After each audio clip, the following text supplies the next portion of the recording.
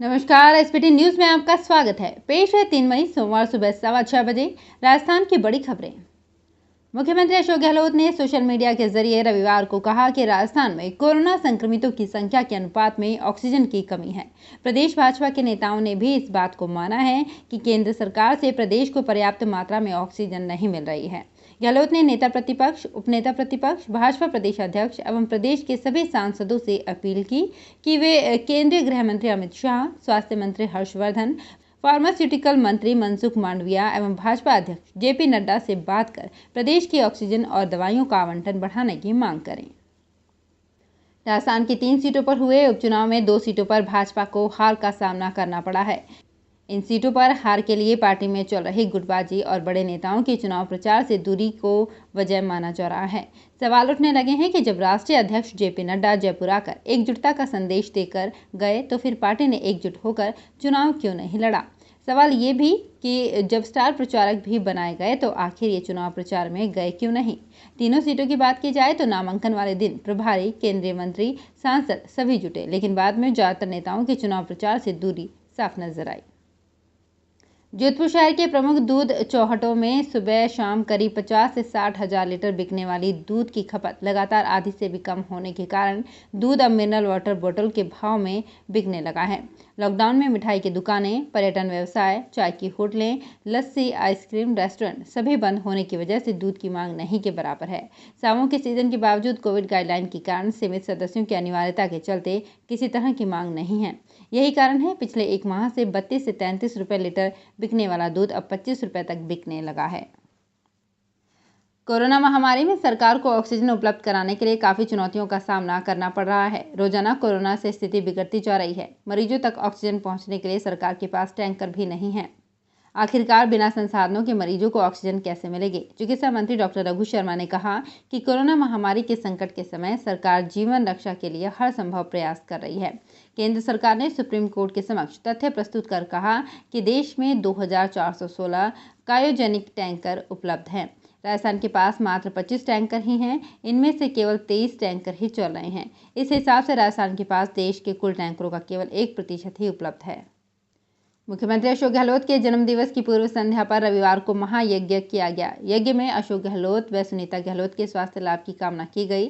आपको बता दें कि मुख्यमंत्री अशोक गहलोत व उनकी पत्नी सुनीता गहलोत की कोरोना पॉजिटिव रिपोर्ट आई थी। रिपोर्ट पॉजिटिव आने के बाद वो होम क्वारंटीन है।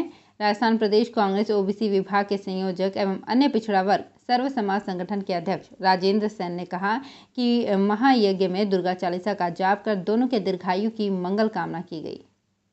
5 राज्यों के चुनाव नतीजे लगभग साफ हो चुके हैं। इसमें भारत के सियासी नक्शे पर भारतीय जनता पार्टी के राष्ट्रीय जनतांत्रिक गठबंधन को एक राज्य का फायदा होता नजर आ रहा है, लेकिन वो केंद्र शासित प्रदेश पुडुचेरी के सहारे। यहाँ बीजेपी और उसके सहयोगी दल के सरकार बनाने के आसार हैं। इससे देश में बीजेपी और उसके सहयोगी दलों की सरकार वाले प्रदेशों की संख्या 18 हो जाएगी। हालांकि आबादी और क्षेत्रफल के लिहाज से देखें तो उसे कोई खासा फायदा नहीं होगा, क्योंकि 14 लाख की आबादी में और 483 वर्ग किलोमीटर क्षेत्र वाला पुडुचेरी बेहद छोटा राज्य है। कांग्रेस के राष्ट्रीय महासचिव रणदीप सिंह सुरजेवाला ने 5 राज्यों के चुनाव परिणामों पर कहा, लोकतंत्र में जनता का मत ही सर्वोपरि है। पश्चिमी बंगाल, असम, केरल, तमिलनाडु और पुडुचेरी की जनता ने अगले 5 साल के लिए अपना जनमत दे दिया है। हम इन चुनाव परिणामों को पूरी विनम्रता और जिम्मेदारी से स्वीकार करते हैं। सुरजेवाला ने कहा कि इस विषय पर कोई दो राय नहीं हो सकती कि चुनाव परिणाम हमारी अपेक्षाओं के अनुरूप नहीं हैं। विशेषकर असम और केरल विधानसभा के चुनाव परिणाम हमारे लिए चुनौतीपूर्ण भी हैं और आशा के विपरीत भी हैं। हम चुनाव हारे हैं, पर ना ही हिम्मत हारी है और ना ही मनोबल खोया है और ना ही आगे बढ़ते रहने का संकल्प। कांग्रेस पार्टी इन चुनाव परिणामों का पार्टी मंच पर विधानसभावार विश्लेषण करेगी और जहां जो भी कमियां रही हैं भविष्य के लिए उन्हें सुधार कर हम और गंभीरता से काम करेंगे। शिवगंज में राजस्थान पुलिस के स्पेशल ऑपरेशन ग्रुप ने रेमडेसिविर इंजेक्शन की कालाबाजारी का खुलासा किया है। पुलिस ने 2 लोगों को भी गिरफ्तार किया है। दोनों युवक 4800 रुपये की कीमत के रेमडेसिविर इंजेक्शन को 50,000 रुपये में बेच रहे थे। एसओजी जोधपुर यूनिट उप निरीक्षक जब्बर सिंह ने बताया कि शिवगंज के एक मेडिकल स्टोर संचालक की ओर से ब्लैक में रेमडेसिविर इंजेक्शन बेचने की शिकायत मिली थी। राजधानी समेत प्रदेश के ज्यादातर जिलों में रविवार को बादल छाए हुए हैं। बीकानेर में दोपहर बाद अंधड़ शुरू हुआ। इसके बाद बीकानेर के नापासर व आसपास के कई गांवों में बारिश के साथ जमकर ओले गिरे। चित्तौड़गढ़ में सुबह सुबह हल्की बूंदाबांदी भी हुई। कई अन्य जिलों में बादलों का जमावड़ा बना हुआ है, इससे पारा भी लुढ़का है। बीकानेर में अंधड़, ओले और बारिश के बाद तापमान में गिरावट आई है। मौसम विभाग ने रविवार सुबह एक चेतावनी जारी करते हुए पश्चिमी राजस्थान में बारिश व अंधड़ होने की आशंका जताई थी। बीकानेर के नापासर सहित आसपास के कई गांवों में दोपहर करीब 1:30 बजे बारिश के साथ ओले गिरे। इसके बाद मौसम में ठंडक घुल गई। बाड़मेर के राजकीय अस्पताल में संक्रमित मरीजों की संख्या लगातार बढ़ती जा रही है, जिससे हालात ये है कि अस्पताल फुल हो चुके हैं। प्रशासन और स्वास्थ्य विभाग अस्पताल परिसर के आसपास की सरकारी बिल्डिंग में कोविड केयर सेंटर बना रहे हैं। प्रशासन ने महिला कॉलेज को 100 बेड को कोविड केयर सेंटर में बदल दिया है, जिसमें केयर्स वेदांता ने प्रशासन की मदद की। और अब खबरें श्रीगंगानगर हनुमानगढ़ जिले की। श्रीगंगानगर व हनुमानगढ़ जिले में कोरोना पॉजिटिव रोगियों की संख्या लगातार बढ़ रही है। दोनों जिलों में प्रतिदिन सैकड़ों मरीज सामने आ रहे हैं। सरकार की ओर से जारी बुलेटिन के मुताबिक रविवार को श्रीगंगानगर में 532 रोगी पॉजिटिव आए। इसी तरह हनुमानगढ़ में 445 रोगी पॉजिटिव मिले। श्रीगंगानगर में कोरोना से अब तक 51 और हनुमानगढ़ में 16 मौतें हो चुकी है। श्रीगंगानगर जिले में वीकेंड कर्फ्यू में बिना काम सड़कों पर घूमने वाले सैकड़ों लोगों के चालान काटे गए हैं। जिला पुलिस अधीक्षक कार्यालय से जारी प्रेस नोट के अनुसार जिले भर में एमवी एक्ट में 372 वाहनों के चालान कर दिए गए। 39 वाहनों को सीज कर दिया गया। इन वाहनों पर 15,500 रुपये जुर्माना लगाया गया।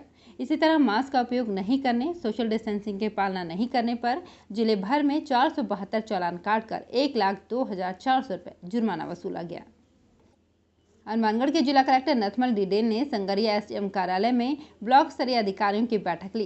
बैठक के दौरान जिला कलेक्टर ने 3 मई से रेड अलर्ट पखवाड़े को लेकर जारी गाइडलाइन की सख्ती से पालना करवाने के निर्देश दिए। श्रीगंगानगर जिला मुख्यालय पर पुलिस प्रशासन ने फ्लैग मार्च निकालकर लोगों को आज सोमवार से रेड अलर्ट जन अनुशासन पखवाड़े के दौरान गाइडलाइन की पालना करने के निर्देश दिए। जिला मुख्यालय पर फ्लैग मार्च में सभी सीओ, पुलिस थाना प्रभारी, पुलिस लाइन से अतिरिक्त पुलिस जाब्ता शामिल रहा। फ्लैग मार्च शहर के विभिन्न मार्गों से गुजरा। फ्लैग मार्च के दौरान आज सोमवार से गाइडलाइन की सख्ती से पालना करवाने का संदेश दिया। हनुमानगढ़ में कोरोना महामारी को नियंत्रित करने के लिए आज सोमवार से 17 मई तक रेड अलर्ट जन अनुशासन पखवाड़ा की शुरुआत हो रही है।